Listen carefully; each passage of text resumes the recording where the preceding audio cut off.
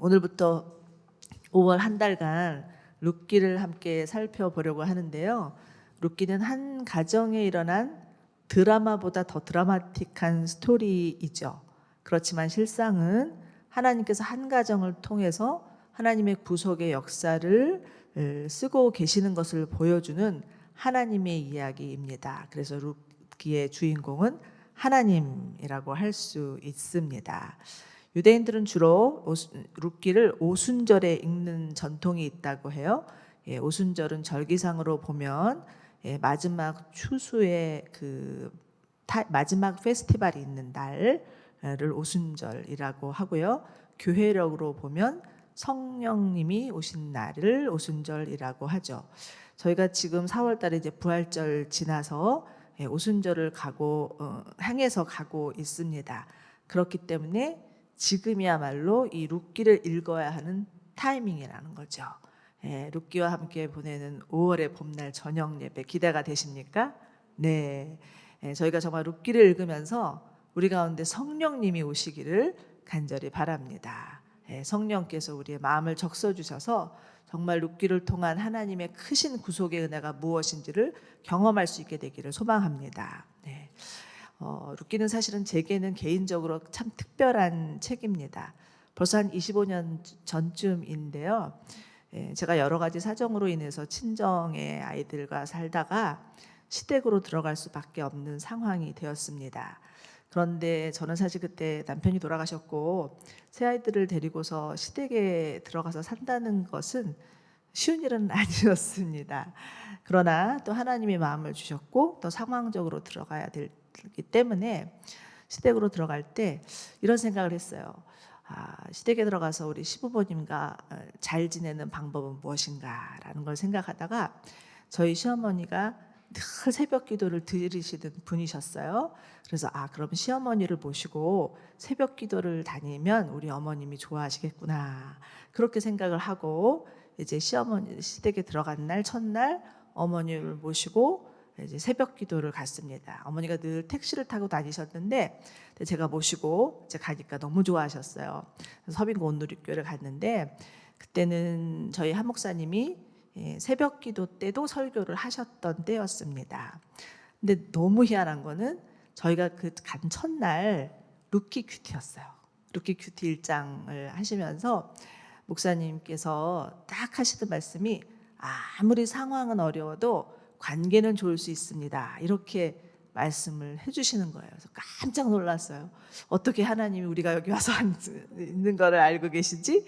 하면서 정말 너무너무 놀랐었습니다.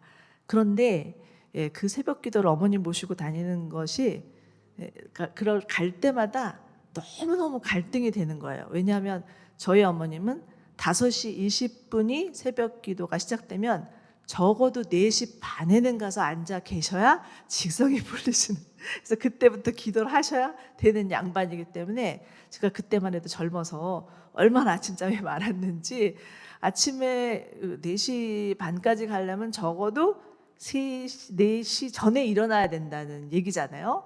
그래서 4시 전에 일어나서 어머니를 모시고 간다는 게 쉬운 일이 아니어갖고 괜히겠다 막 이러면서 갈등이 많았지만 정말 한 2년 그렇게 다녔거든요. 그 2년의 기간 동안 제가 하나님을 너무너무 진하게 만났어요. 그래서 그 만난 하나님 때문에 지금 이 자리까지도 올 수 있게 되었던 것 같습니다.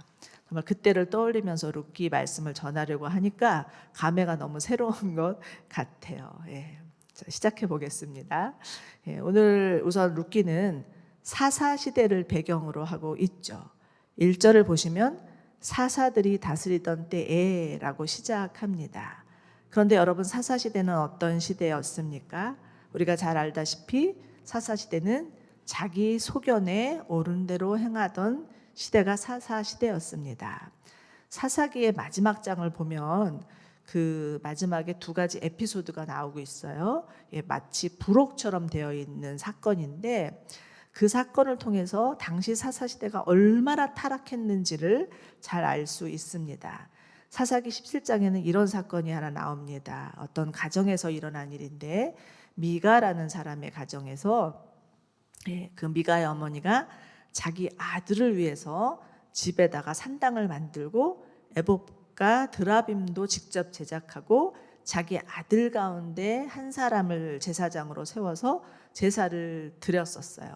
원래 이스라엘에 하나님께서 주신 규례상 그렇게 하면 안 되는 거죠. 하나님이 정하신 곳에서 예배하고 하나님이 정하신 대로 정하신 사람이 에봇과 드라빔을 만드는 거지 함부로 할 수가 없는 거였죠.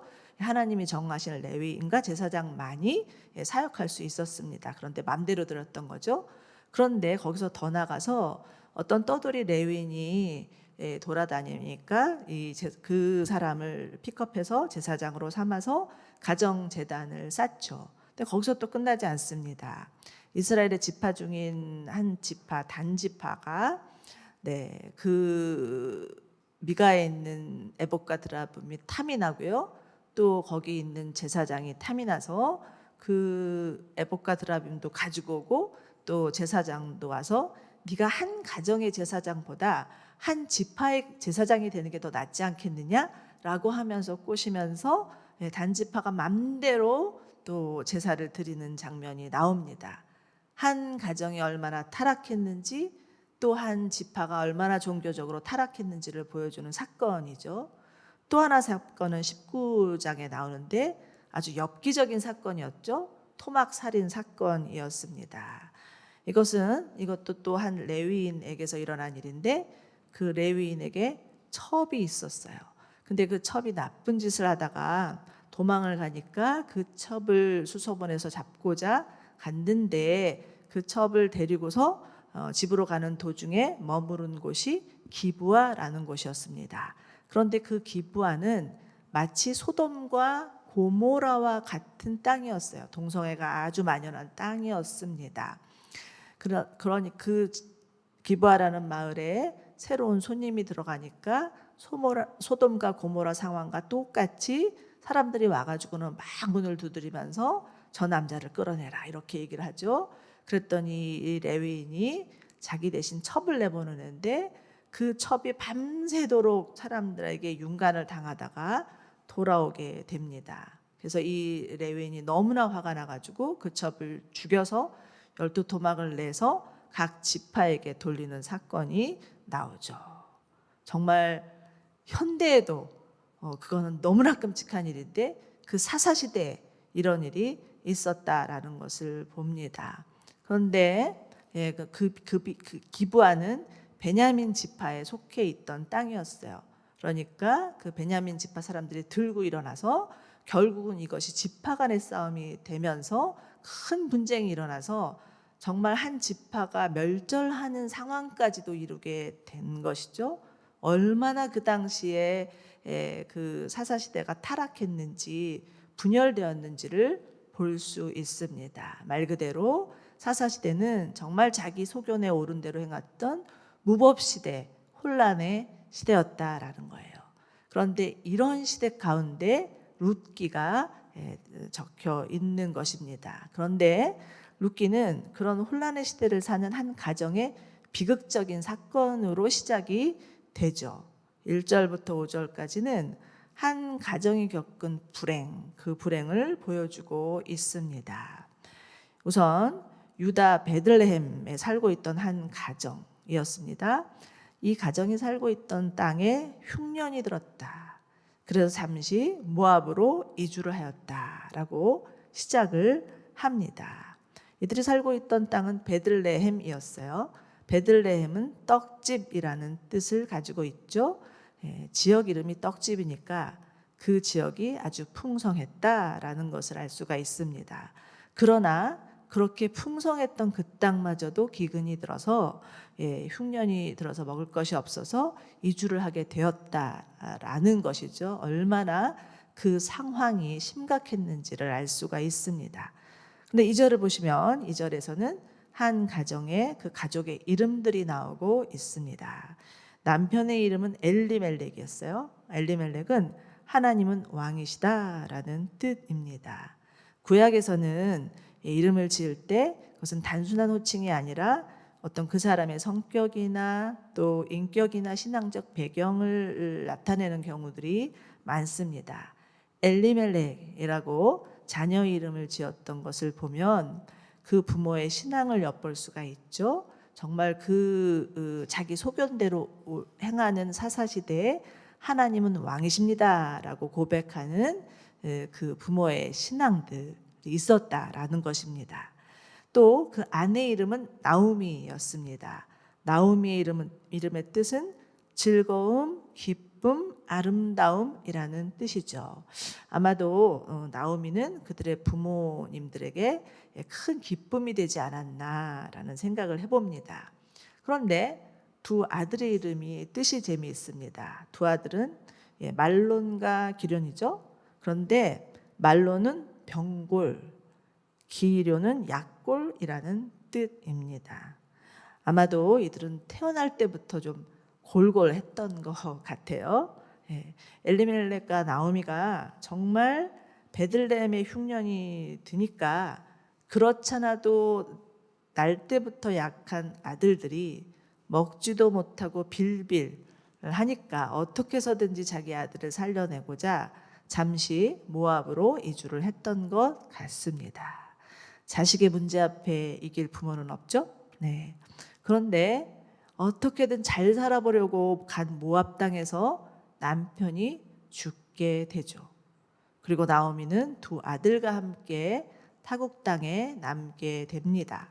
그런데 그곳에서 그 두 아들이 모압 여인과 결혼을 했는데 또 한 차례의 불행이 닥치죠. 그 골골하던 아들의 죽음이었습니다. 아들을 살리기 위해서 간 모압 땅이었어요. 근데 그곳에서 아들마저 잃었다라는 거죠. 5절을 한번 보실까요? 5절을 보시면 그러다가 말론과 기련도 죽었고 나오미만 두 아들과 남편을 다 잃은 채 혼자 남게 됐습니다 라고 기록하고 있습니다. 여러분, 이 한 구절에서 나오미의 슬픔, 외로움, 상실감, 그녀의 불행이 고스란히 담겨져 있는 것을 볼 수가 있죠. 사람이 겪는 스트레스 지수 중에서 가장 높은 지수는 배우자나 자녀들, 사랑하는 가족들의 죽음으로 인한 것이라는 거죠. 사랑하는 가족의 죽음이야말로 정말 가장 큰 아픔일 것은 말할 것도 없습니다. 그런데 더구나 이 구약 시대에 과부가 됐다는 것, 자녀를 잃었다는 것, 객지에서 나그네로 산다는 것, 이건 삼중고예요. 이 삼중고를 겪고 있는 여인, 이 여인으로서는 도저히 감당하기 어려운 고통이었을 것입니다. 그런데 여러분, 참 안타깝게도 이러한 인생의 흉년 누구에게나 찾아올 수 있다라는 것입니다. 하나님을 믿는 자라고 해서 피해가리라는 보장이 없다는 거예요. 모양새는 다 다르지만 누구나 각양각색의 여러 가지 인생의 흉년을 만난다는 거죠. 내게 왜 이런 일이 있지? 하나님은 살아계시기는 한 건가?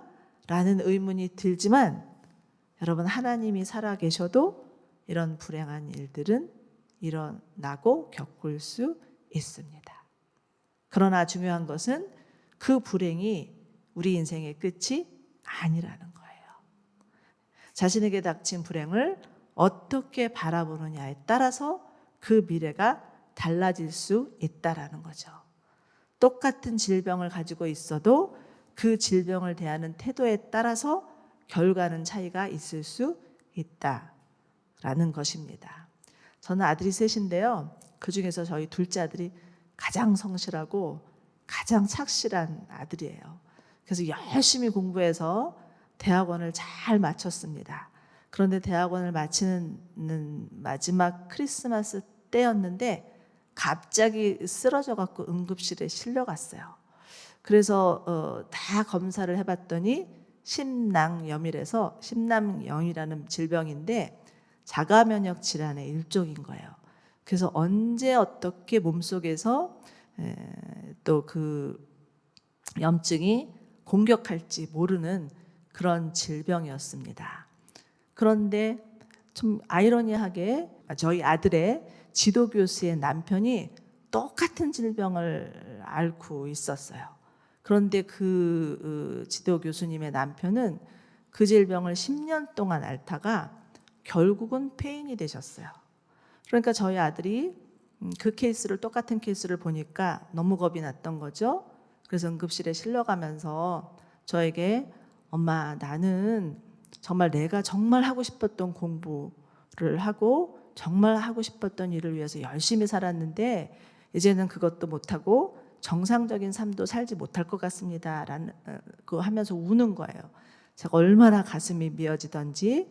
그러나 제가 저희 아들에게 해준 말이 있었습니다. 그것은 무엇이었냐면, 네가 그 교수님 남편과 다른 게 두 가지가 있어. 엄마가 말해줄게. 첫 번째는 너는 그 교수님보다 훨씬 젊다는 거야. 두 번째가 더 중요한데, 두 번째는 그 교수님에게 없는 믿음이 있다는 거야. 이렇게 말을 해 주었습니다. 저희 아들은 모태신앙이었어요. 정말 못된 신앙이었죠. 그런데 그 사건을 통해서 정말 인격적으로 주님을 만났고 주님이 결국 치료해 주셨습니다. 아멘. 예. 예레미야 29장 11절을 보면 하나님께서 이렇게 말씀하시죠. 너희를 향한 나의 생각을 내가 아나니 그것은 재앙이 아니라 장래의 소망이요 계획이라. 이렇게 말씀을 해 주십니다. 사랑하는 여러분, 정말 새벽 동트기 전에 밤하늘이 가장 어둡다고 하죠. 그렇지만 새벽은 어김없이 오는 법입니다. 고난의 긴 터널이 지나면 반드시 하나님이 내시는 새 길이 있다라는 것입니다. 생각지도 않은 불행을 겪을 수 있지만 그것이 끝이 아님을 믿으시기 바랍니다. 고난 가운데 길을 내시는 하나님, 그 하나님이 계심을 믿고 그 하나님을 바라보시는 여러분들 되시기를 축원합니다. 네. 자, 이제 나오미는 이 절망적인 상황에서 그의 고향으로부터 기쁜 소식을 듣게 됩니다. 6절인데요. 긴 흉년이 끝나고 하나님께서 이스라엘에게 양식을 공급해 주셨다라는 소식이었습니다. 여러분, 하나님이 주신 약속의 땅 가나안은 하나님의 은혜로 살아가는 땅입니다. 하나님께서 비를 내려주셔야 살고 하나님께서 비를 거둬가시면 꼼짝없이 죽을 수밖에 없는 땅이었어요. 그렇기 때문에 흉년이라는 의미는 1차적으로 하나님의 심판이고 풍년은 하나님께서 긍휼을 베풀어 주셨다라는 것이죠. 이제 흉년이 끝났다는 소식은 그야말로 구원의 기쁜 소식이었습니다. 이 소식을 들은 나오미가 두 며느리와 함께 모압을 떠나서 유다 땅으로 고향으로 돌아가려고 길을 나서죠. 10여 년간의 모압 땅의 삶을 청산하고 이제 귀향을 결심한 것이었습니다. 그런데 자기가 살고 있던 그 10여 년이 넘게 살고 있던 삶을 청산하고 고향으로 돌아간다는 것은 그리 쉬운 일이 아닙니다. 이민 갔던 분 다시 돌아오기 쉽지 않잖아요. 무엇보다도 나오미는 빈털터리가 되었어요. 이런 상태에서 고향으로 돌아간다는 것은 너무 자존심 상하는 일일 수도 있고요.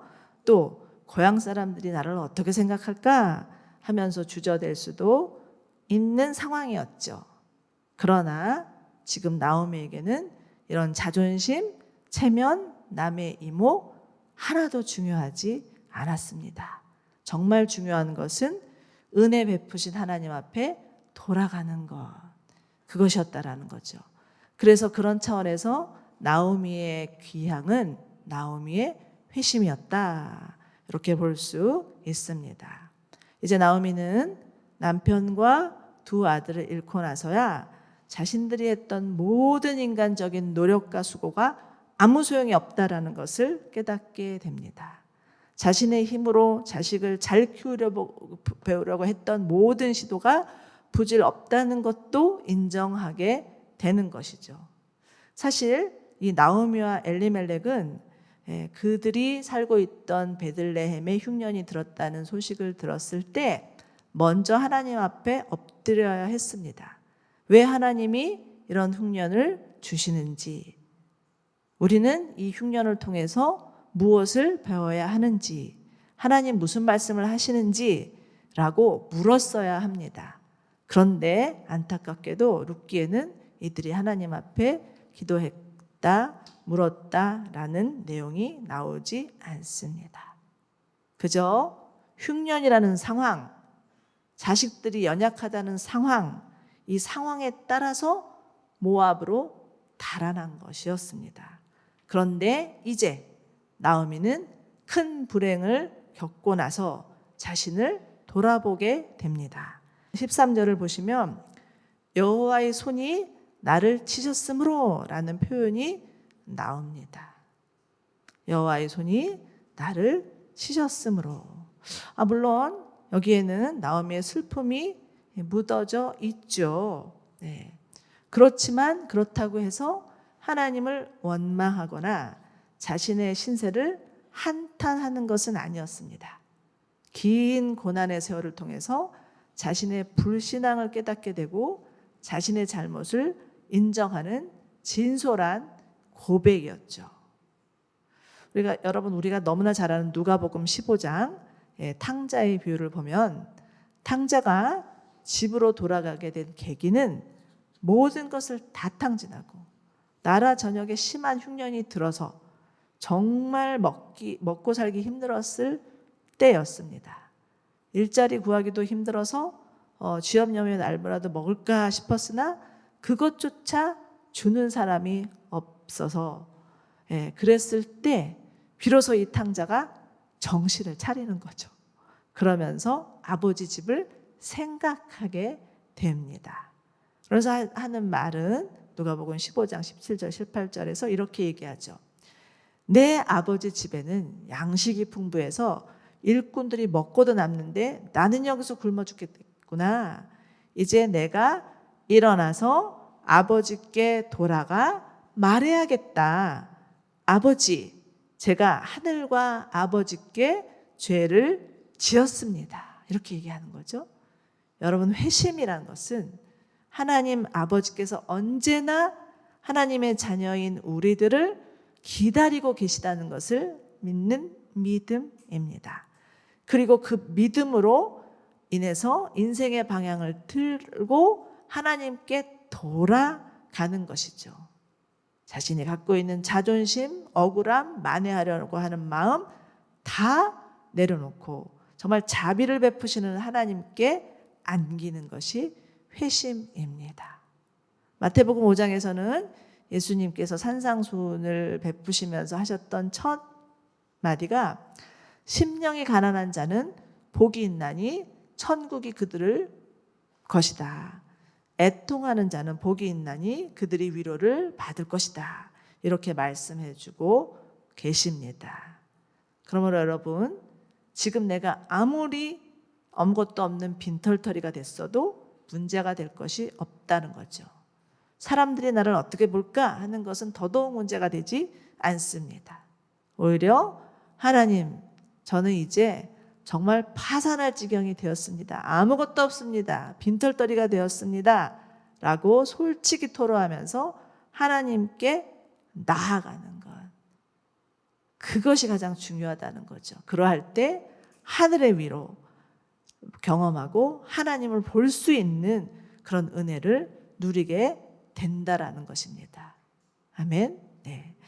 자, 이제 나오미는 자신의 힘으로 아무것도 할 수 없다는 것을 깨닫고 그에게 남아있는 며느리마저도 돌려보낼 결심을 한다는 거죠. 자, 이제 1장 8절에서 9절 저희 한번 같이 읽어볼까요? 시작. 그때 나오미가 두 며느리에게 말했습니다. 너희도 각각 너희 친정으로 돌아가라.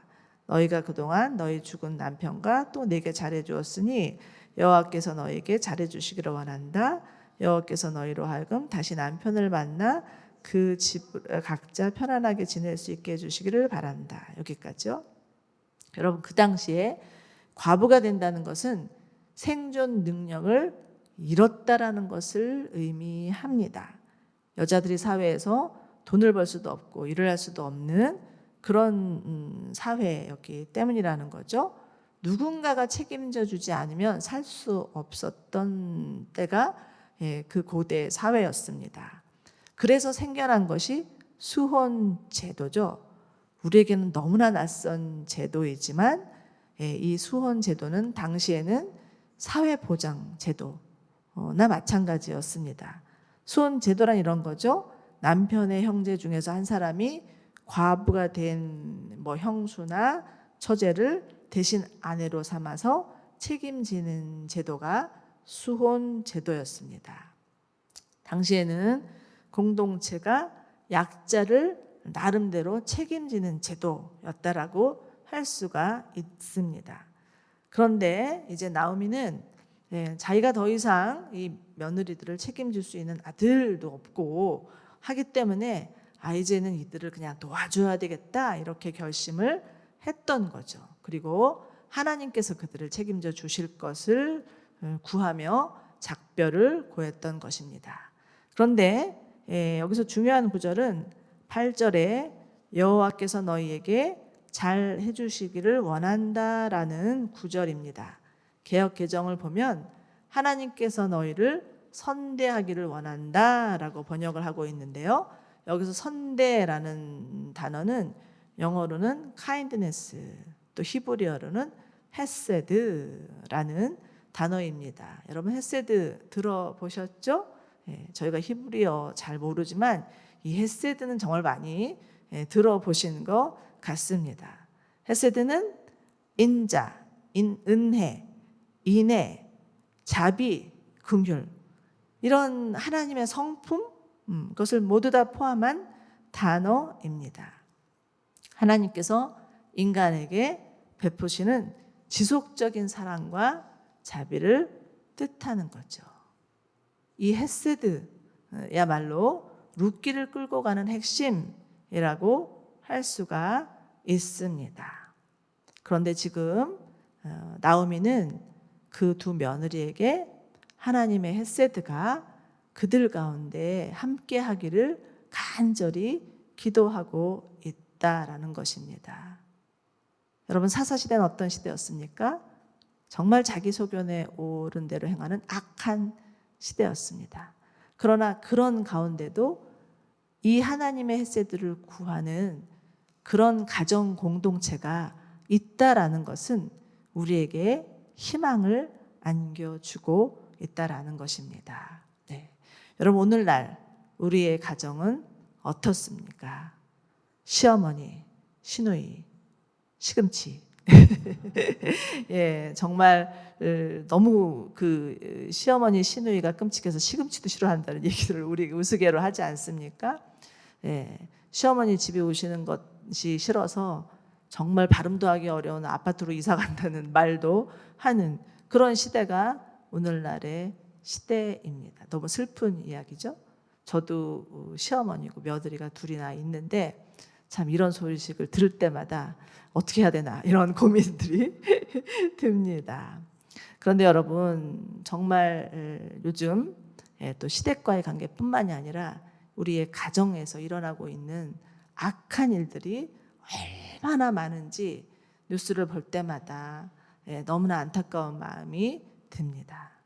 아동학대, 성폭력, 언어폭력 이런 폭력적인 일들이 너무나 많이 일어나면서 정말 정상적인 가정이 몇이나 될까 하는 생각을 하게 된다라는 것입니다. 날이 갈수록 비정상적인 가정, 엮이는 가정이 늘어나고 있습니다. 그러나 여러분 이 룻기에서 이 나오미의 가정은 비록 많은 것을 잃었지만 하나님의 헤세드는 잃지 않았다라는 것입니다. 여러분 우리의 가정은 어떻습니까? 5월은 지금 가정의 달이라고 합니다. 해마다 돌아오는 이 가정의 달. 우리는 과연 이 가정의 달을 통해서 무엇을 생각하고 무엇을 기도해야 할까요? 정말 바라기는 하나님 우리 가정 안에도 이 나오미의 가정처럼 하나님의 헤세드가 있는 가정이 되기를 소망합니다라고 기도하였으면 좋겠습니다. 많은 것은 없어도 세상 사람들처럼 많은 것을 가지지 않았어도 하나님의 헤세드가 있다면 그 하나님의 헤세드로 인하여서 가정이 살아나지 않겠습니까? 아무리 밖에서 험한 일을 겪었어도 집에 오면 서로 용납하고 또 쉴 수 있고 사랑받을 수 있고 격려받을 수 있다면, 그렇다면 세상에서 아무리 구박받고 돌아와도 집에서 받는 위로와 사랑과 자비 때문에 살만 나지 않겠습니까? 그런 가정이 되기를 간절히 소망합니다. 정말 서로 함부로 대하지 않고 선의를 베풀고 사랑이 있고 사랑의 표현이 있고, 지금 이 나오미는 며느리를 향해서 내 딸들아 라고 3번이나 그렇게 말하고 있어요. 저는 이 말씀 묵상하면서 제가 우리 며느리한테 내 딸들아 이렇게 말할 수 있을까라는 생각을 하는데, 사실은 저는 그런 마음이 있지만 우리 며느리들이 과연 나를 내가 그렇게 얘기하면 좋아할까 하는 생각까지도 드는 시대가 지금의 시대입니다. 그렇지만 정말 회복돼야 돼요.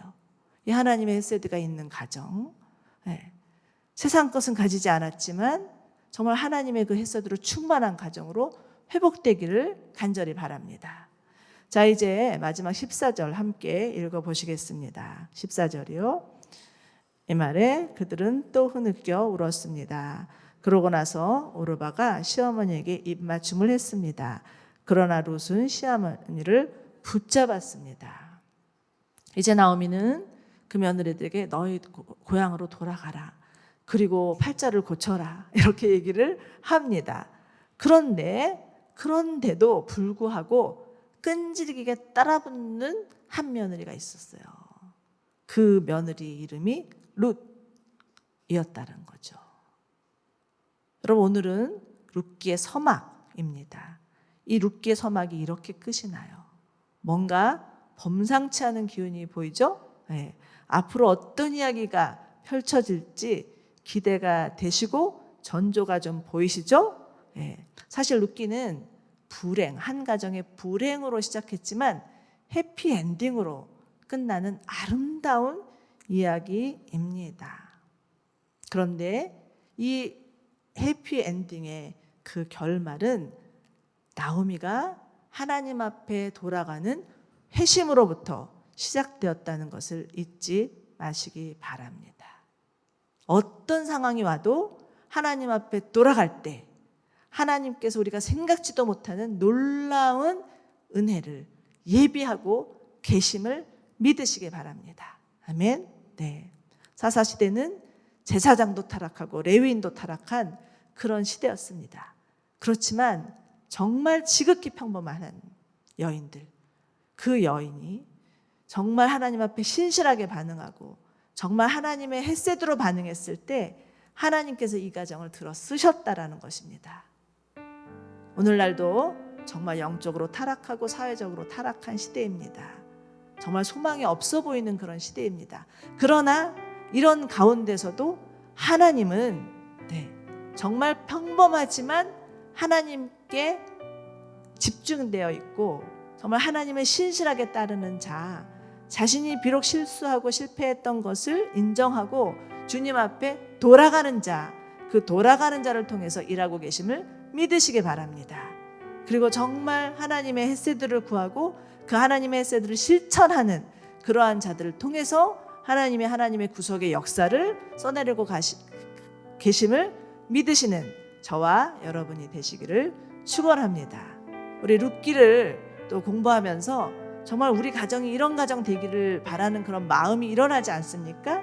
하나님 정말 우리 가정이 룻기에 나오는 나오미와 같은 가정 되게 해 주십시오. 정말 하나님의 헤세드로 충만한 가정 되게 하여 주시옵소서. 그래서 하나님 저희를 사용하여 주십시오라고 기도하는 저와 여러분 되시기를 축원합니다. 아멘.